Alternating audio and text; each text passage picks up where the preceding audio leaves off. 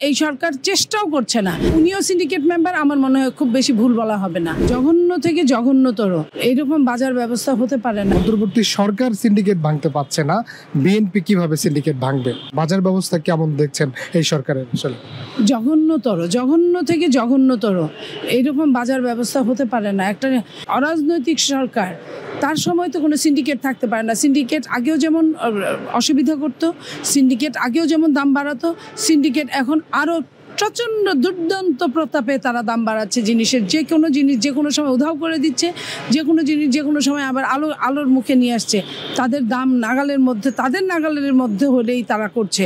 তো সেটা তো জনগণের নাগাল আর তাদের নাগাল তো এক না। জনগণ দিশেহারা, জনগণ অপুষ্টিতে ভুগছে, জনগণ খাবার দাবার অর্ধেকের নিচে নামিয়ে এনেও তারা এই সরকারের এই সিন্ডিকেটকে খুশি করতে পারে নাই।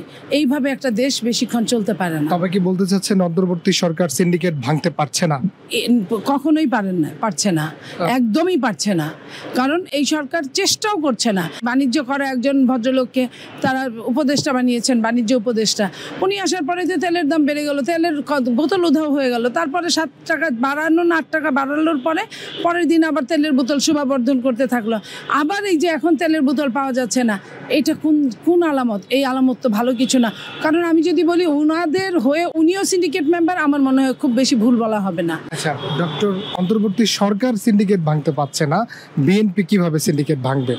আমি তো সবচেয়ে বেশি খুশি হতাম এই সরকার যদি সিন্ডিকেট ভাঙতো। কারণ আপনারা জানেন, সরকারি যে কোনো দলের একটা দায়বদ্ধতা থাকে। ব্যবসায়ীরা আমাদেরকে ভোটের সময় সহযোগিতা করে বিভিন্নভাবে, সব দলকেই।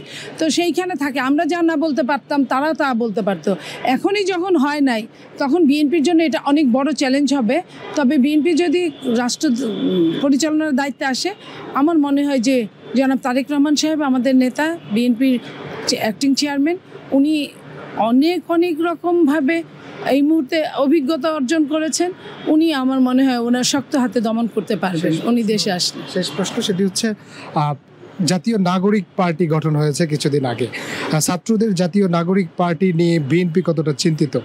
বিএনপি মোটেও চিন্তিত না। বিএনপি খুশি, বিএনপি আমদেদ জানিয়েছে, বিএনপি অভিনন্দন জানিয়েছে। বিএনপি সেই মিটিংয়ে গিয়েছিল এবং বিএনপির কথা হচ্ছে যে তারা যদি যোগ্য হয়, আমরা বাংলাদেশি গণতন্ত্রের উন্নয়নে, গণতন্ত্র বিকাশে একটা সুন্দর একটা রাজনৈতিক দল আমরা পাবো।